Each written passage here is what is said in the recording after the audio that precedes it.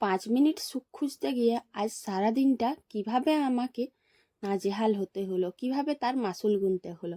সত্যি মেয়েদের জীবনটা বড্ড অদ্ভুত। নিজেদের জন্য এখানে কিচ্ছু চাওয়ার নেই, যা আছে অন্যের জন্য করো, আর অন্যকে ভালোবাসো, অন্যের সুখ খুঁজে দাও, নিজের জন্য কিচ্ছু করতে যেও না। এটাই হচ্ছে আমাদের মেয়েদের বাস্তব জীবন।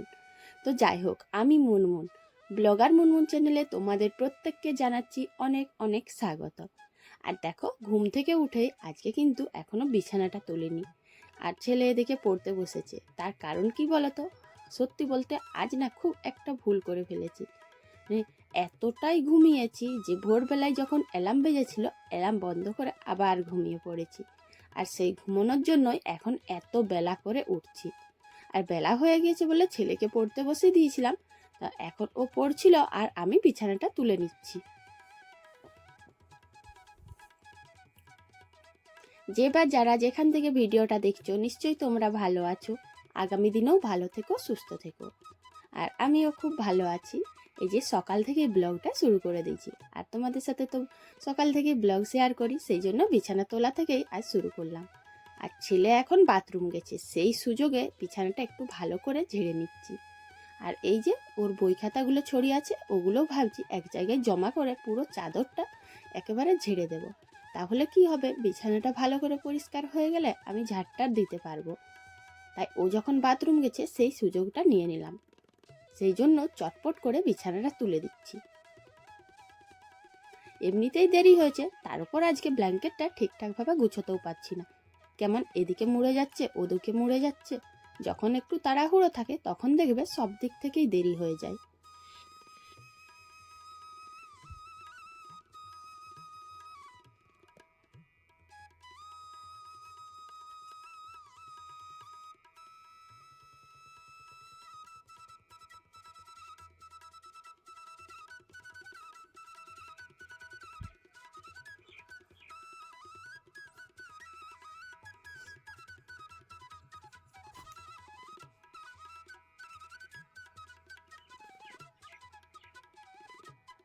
তাড়াহুড়ো করে বিছানাটা ঝাড়তে গিয়ে কতবার যে আমি ঠোকা খেলাম পাটায়, তার কোনো ঠিক নেই।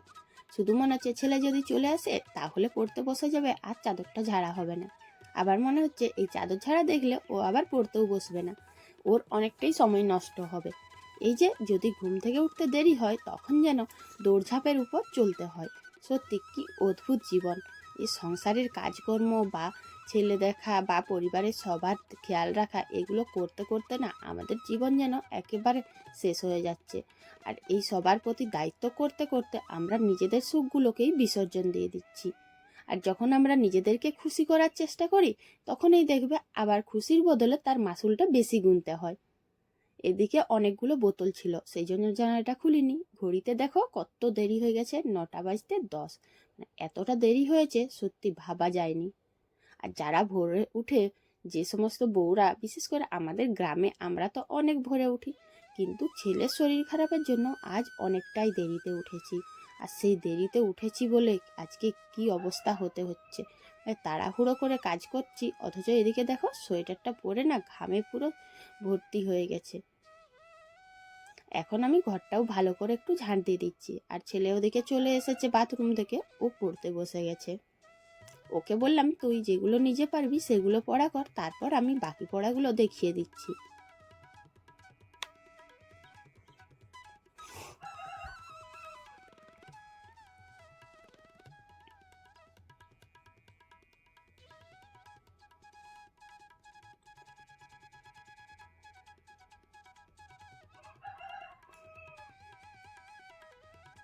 এই দেখো, এইখানে একটা মজা পড়ে আছে। মানে প্রতিদিন এই পালঙ্কর নিচে আর আলনার নিচে ঝাঁটালে কিছু না কিছু একটা পাবো।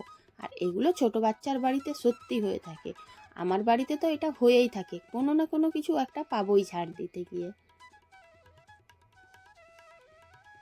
আজ ভেবেছিলাম অনেক দেরিতে উঠেছি সেই জন্য কাচা ধোয়া করব না, কিন্তু সেটা কি আর হবার আছে?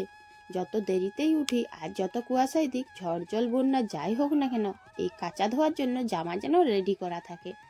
আর এদিকেও আবার স্কুলের জামা কাপড়গুলোও ছিল, তাই স্কুলের জামা কাপড় আর বাকি যে জামা কাপড়গুলো ছিল ময়লা, সেগুলো একটু ভিজিয়ে নিচ্ছি।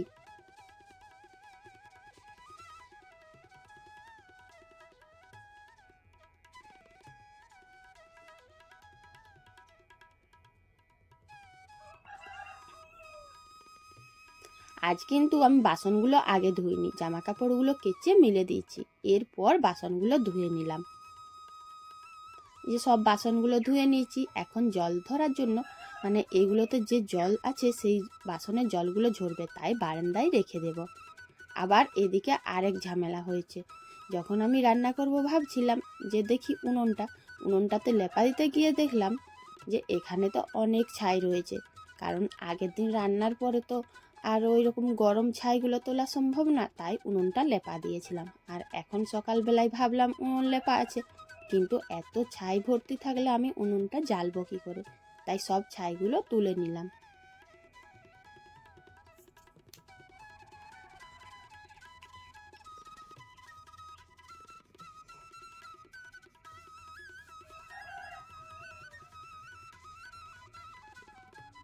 কাল যে কিভাবে এত ছাই হয়েছে কে জানে, প্রতিদিনই তো তুলে নিই, কিন্তু আজ অনেক বেশি হয়েছিল, তো সেইগুলো তুলতে গিয়েও আবার টাইম লাগলো। মানে এত ধরপড় লাগছে, মনে হচ্ছে কখন কাজগুলো শেষ করব। এত বেলা করে ওঠার জন্য সত্যি অনেক কাজ বাকি রয়ে গিয়েছে, আর অনেক কাজ তাড়াহুড়ো করতে গিয়েও গোলমাল হয়ে যাচ্ছে।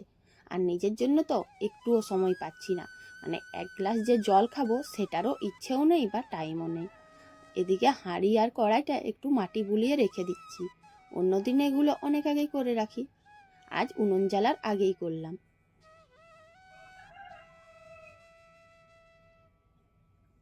ছেলেকে খাইয়ে আর ঘরের সবার জন্য খাবার দাবার রেডি করে দিয়ে আমি এখানে উনুনটা জ্বেলে দিয়েছি, আর ওদিকে সবাই খাচ্ছে, সেই সুযোগে আমি শাকটা কেটে বসিয়ে দিলাম উনুনে।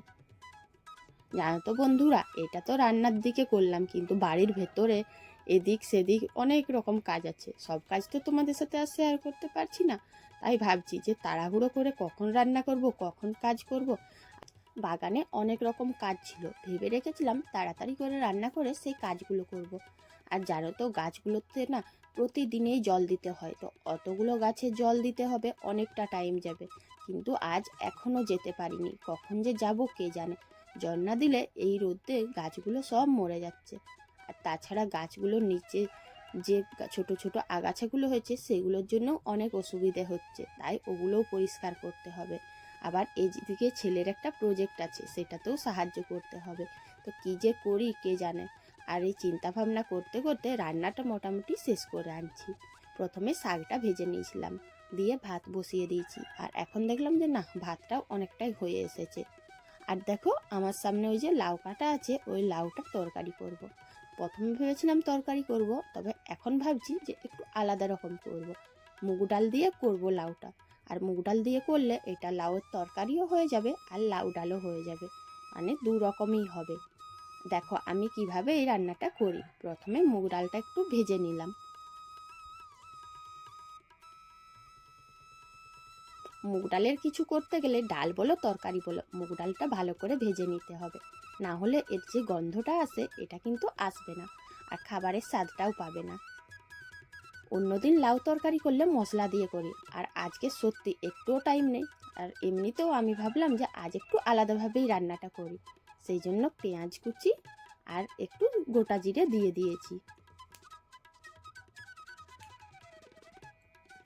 পেঁয়াজটা পুরোপুরি ভাজবো না, অর্ধেকটা ভাজবো। পেঁয়াজ আর জিরেটা ভেজে করে ওটার সঙ্গে এই যে যেটা ভিজে মানে মুগ ডালটা যেটা ভেজে রাখা হয়েছে ওটা একটু দিয়ে দিচ্ছি, আর তার উপরে দিলাম হলুদ।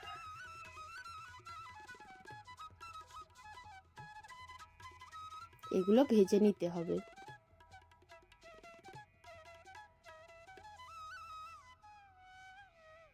ভাজতে ভাজতে শুকনো হয়ে গেছিলো, তাই একটু জল দিয়ে ভেজে নিচ্ছি, তাহলে হলুদ গন্ধটাও থাকবে না।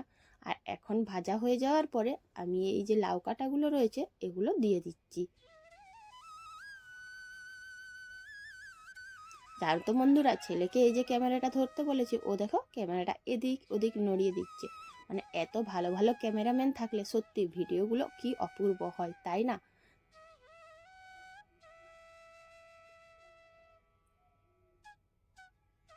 লাউটা দেওয়ার পর দেখলাম এ কি কাণ্ড, লাউটা যে জামবাটিতে কেটেছিলাম সেটা তো আবার ডবল রয়েছে, মানে তাড়াহুড়োর চক্করে এত মাথায় প্রেসার নিয়ে কাজ করলে এরকমই হয়, দুটো জামবাটি রয়েছে সেটা বুঝতেই পারলাম না।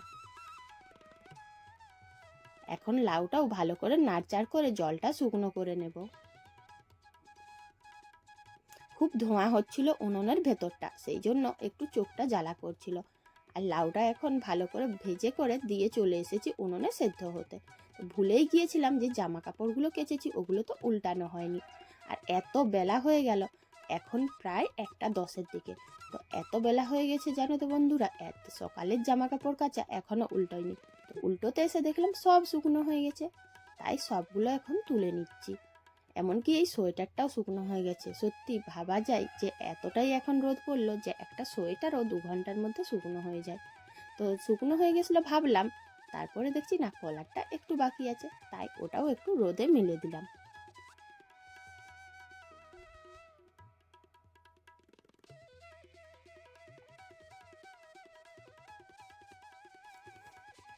তাড়াহুড়োর চক্করে এই দুটো ভুলেই গিয়েছিলাম, শুধু মনে হচ্ছে যে তরকারিটা বসিয়ে দিয়ে এসেছি।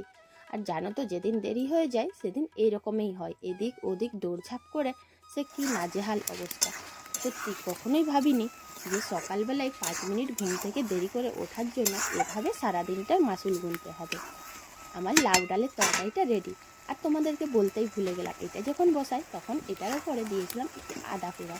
তো দেখো বন্ধুরা, মানে আদা আর পেঁয়াজ কুচি আর এই যে দিলাম মুগ ডাল, আর সঙ্গে দিয়েছিলাম হলুদ আর গোটা জিরে, ব্যাস এগুলো দিয়েই আমি মুগ ডালের তরকারিটা করলাম। আর এইভাবে তোমরা করবে, দেখবে সত্যি খেতে কিন্তু ভালোই লাগে। তারপরে সবাইকে খেতে দিয়ে দিলাম, অনেক দেরি হয়ে গেছিলো, প্রায় 2টো বেজে গিয়েছিল। এখন 2টোর পরে আমি এই যে জামা কাপড়গুলো মিলে দিচ্ছি। আর জানো তো বন্ধুরা, এত বাসনপত্র পড়ে রয়েছে না, কখন যে কি করব। আর এদিকে ছেলে বসে আছে প্রজেক্টটা দেখানোর জন্য, তো এখনো খাবার জোটেনি। মানে সারাদিন এত নাজেহাল হলাম সত্যি। এই যে 5 মিনিট দেরি করলাম ঘুম থেকে উঠতে, আসলে অ্যালার্ম বেজেছিল আর আমি অ্যালার্মটা বন্ধ করে ঘুমিয়ে গেছিলাম, যার জন্য অনেকটা বেলায় উঠেছি। আর এই যে নিজের জন্য সুখ খুঁজতে গিয়ে সারাদিনটা নিজেকেই মাসুল গুনতে হয়। তো বন্ধুরা আজ এখানেই শেষ করছি, কাল আবার দেখা হবে। তো চলো সবাই